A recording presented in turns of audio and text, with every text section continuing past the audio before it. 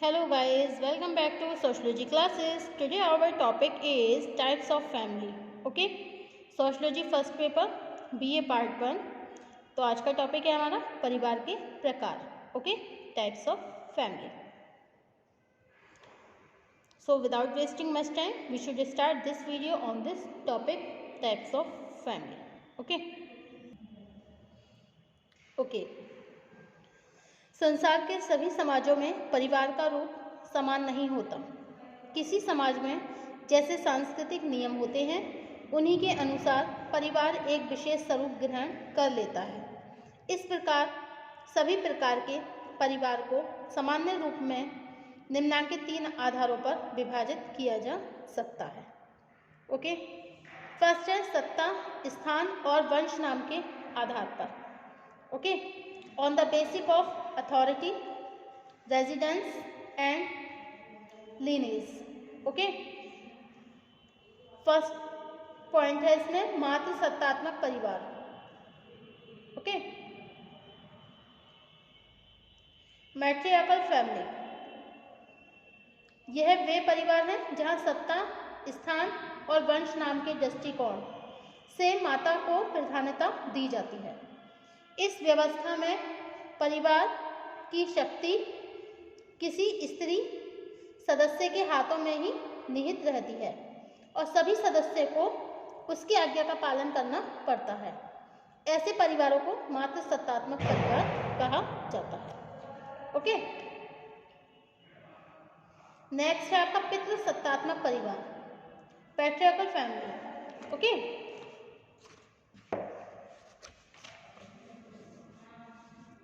ये वो परिवार होते हैं जहां सत्ता, स्थान व नाम के दृष्टिकोण से पिता को प्राधान्यता दी जाती है. पितृसत्तात्मक परिवारों में परिवार के किसी ज्येष्ठ पुत्र को ही परिवार का कर्ता अर्थात प्रभुता संपन्न व्यक्ति माना जाता है और परिवार के सभी सदस्य उसकी आज्ञा का पालन भी करते हैं. यदि विवाह के बाद भी स्त्री पति के यहाँ आकर रहे तो स्थान के विचार में भी पति की स्थिति उच्च हो जाती है. ऐसे परिवार को पितृ स्थानीय परिवार कहा जाता है. ओके, ऐसे परिवारों में कुल परंपरा भी किसी पुरुष पूर्वज के नाम पर ही चलती है. इसी कारण ये परिवार पितृवंशीय कहलाते हैं. ओके, अब नेक्स्ट है संगठन तथा आकार के आधार पर on the basic of organisation and size. First है पॉइंट इसमें केंद्रीय परिवार, न्यूक्लियर फैमिली. ओके, ऐसे परिवारों में संख्या आज के युग में ऐसे परिवारों की संख्या आज के युग में सबसे अधिक है.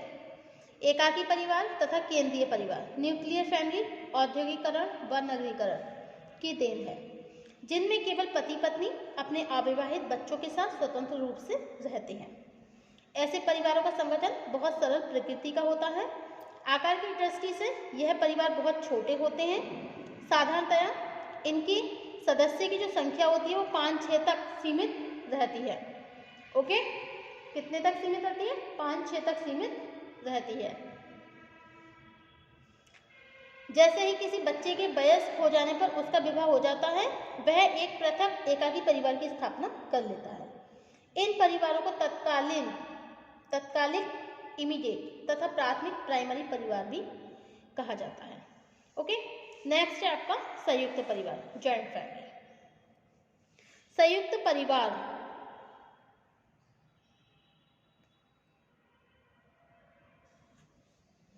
संयुक्त परिवार भारतीय समाज की एक प्रमुख विशेषता है.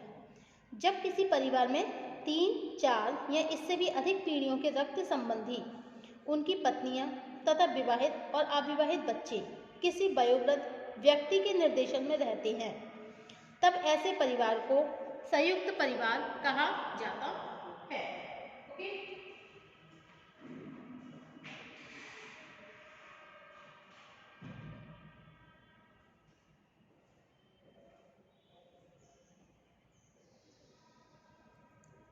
नेक्स्ट है आपका विस्तृत परिवार, एक्सटेंडेड फैमिली. ओके, ये क्या हो गया आपका विस्तृत परिवार.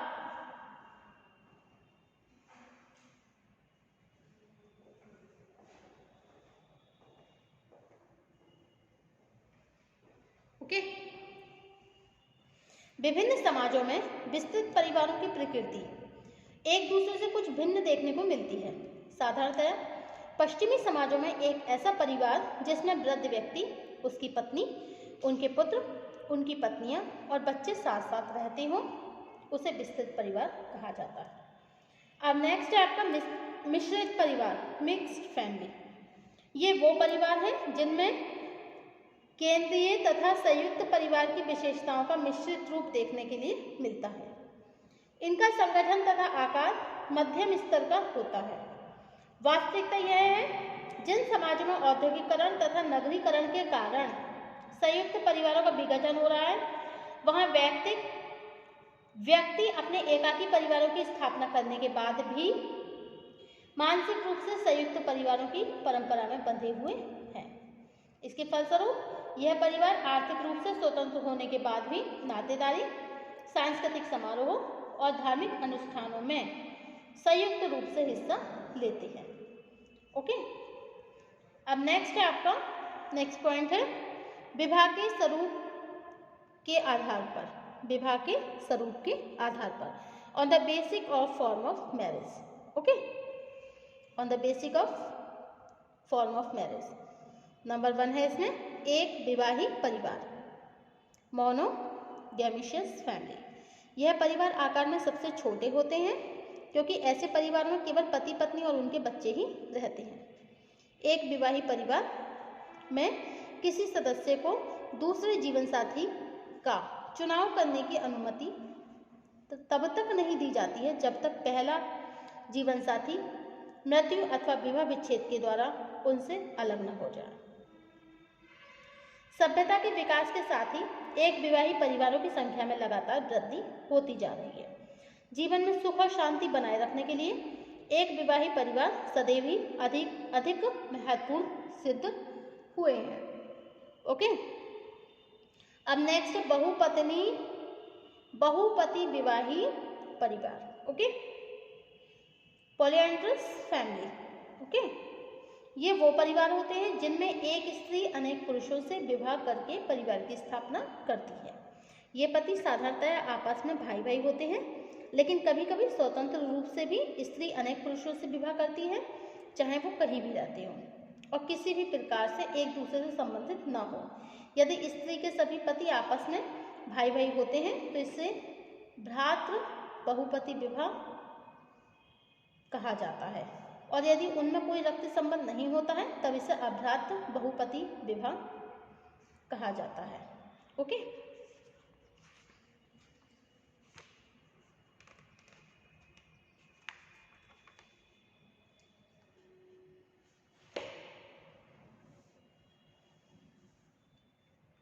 अभ्रातृ बहुपति विवाहित परिवारों में स्त्री अपने पति के घर बहुत कम या बिल्कुल नहीं जाती, परंतु पुरुष ही स्त्री की इच्छा के अनुसार एक साथ अथवा अलग अलग अवसरों पर उनके साथ रहते हैं।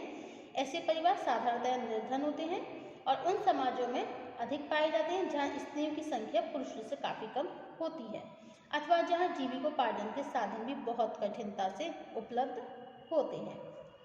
ओके, अब नेक्स्ट है बहुपत्नी विवाहित परिवार। ओके,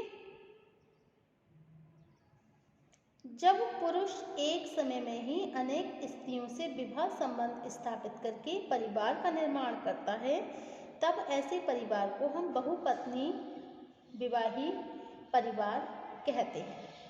यह परिवार पितृस्थानीय अथवा पितृवंशीय होते हैं और साधारणतया इसमें पुरुषों की सामाजिक और आर्थिक स्थिति के अनुसार स्त्रियों की तुलना में उच्च होती है। यद्यपि ऐसे परिवार भी जनजातीय समाजों में अधिक पाए जाते हैं। ओके,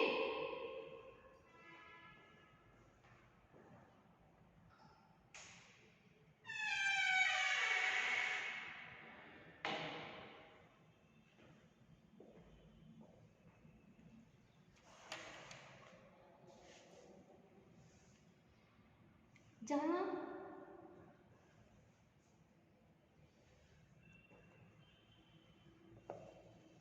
सभ्य समाजों में इनका अभाव नहीं रहा है। ओके, लेकिन सभ्य समाजों में भी इनका अभाव नहीं रहा है। साधारणतया समाज में स्त्रियों की संख्या पुरुषों से अधिक होने, कुलीन विवाह की प्रथा, अब पुरुष में परिवार का निर्माण करने की इच्छा होती है। मुसलमानों में भी आज भी सामाजिक और सांस्कृतिक आधार पर एक पुरुष 4 स्त्रियों से विवाह कर सकता है। ओके, लेकिन हिंदुओं में 1955 के विवाह कानून द्वारा ऐसे विवाहों पर रोक लगा दी गई है। फिर भी बहुपत्नी विवाही परिवारों की संख्या बहुपति विवाही परिवारों की अपेक्षा आज भी अधिक है। ओके, परिवार के उपर्युक्त प्रकारों के अतिरिक्त विभिन्न विद्वानों ने परिवार के कुछ दूसरे प्रकारों का भी उल्लेख किया है। उदाहरण के लिए राल्फ लिंटन ने नातेदारी के आधार पर परिवार के 2 प्रकार बताए हैं: विवाह संबंधी परिवार, एफाइनल फैमिली, और समरप्त परिवार, कंसंगेंट फैमिली। पारिस्थितिकी इकोलॉजी के आधार पर सभी परिवारों को ग्रामीण परिवार तथा नगरीय परिवारों में विभाजित किया जाता है। एंडरसन ने सभी परिवारों को जन्म के लिए family of orientation, family of procreation में विभाजित किया। भारतीय समाज की यह विशेषता है कि यह सभी प्रकार के किसी न किसी समुदाय अथवा क्षेत्र में सरलता से देखे जाते हैं। ओके, नेक्स्ट टॉपिक होगा हमारा परिवार के कार्य अथवा महत्व, फंक्शंस और importance of family. Thank you for watching my YouTube channel. Thank you so much.